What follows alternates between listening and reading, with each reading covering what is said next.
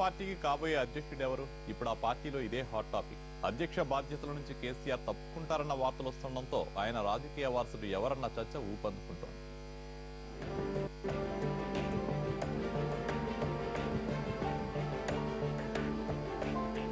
ముఖ్యమంత్రిగా తలకు మించిన పనులు. దీంతో ఇటు రాష్ట్రాన్ని అటు పార్టీని చూసుకోవడంలో టీఆర్ఎస్ అధినేత కేసీఆర్ కాస్త ఇబ్బంది పడుతున్నారు. అందుకే ఆయన పార్టీ అధ్యక్ష పదవి బాధ్యతల నుంచి తప్పుకుంటారన్న వార్తలు వస్తున్నాయి. పార్టీ బాధ్యతల్ని వేరొకరికి అప్పగించి ముఖ్యమంత్రిగా పాలనపైనే పూర్తి స్థాయిలో దృష్టి పెట్టాలన్న ఆలోచనలో ఉన్నారట కేసీఆర్. దీంతో పార్టీ బాధ్యతలను గులాబీ బాస్ ఎవరి భుజస్కంధాలపై మోపుతారు అన్న చర్చ టీఆర్ఎస్ లో జోరుగా సాగుతోంది.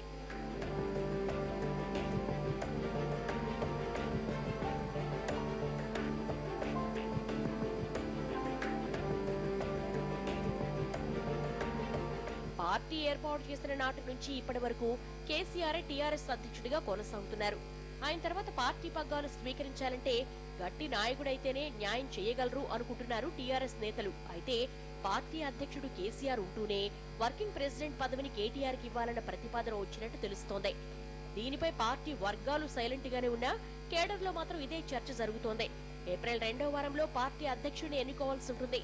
ఈలోపే పగ్గాలు ఎవరికన్న దానిపై క్లారిటీ రావచ్చని సమాచారం. ప్రస్తుతం పార్టీ బలోపేతంపై టీఆర్ఎస్ దృష్టి పెట్టనుంది. బుధవారం నుంచి సభ్యత్వ నమోదు మొదలు కానుంది. గ్రామ మండల స్థాయి కమిటీ నియామకానికి కసరత్తు జరగనుంది.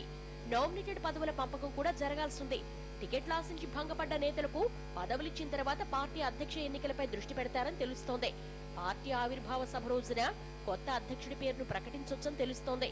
పార్టీ అధ్యక్షుడిగా కేటీఆర్ ను ప్రకటించడం అంటే కేసీఆర్ తన రాజకీయ వారసుని రంగంలోకి దించినట్లేనని కొందరు నేతలు చర్చించేసుకున్నారు.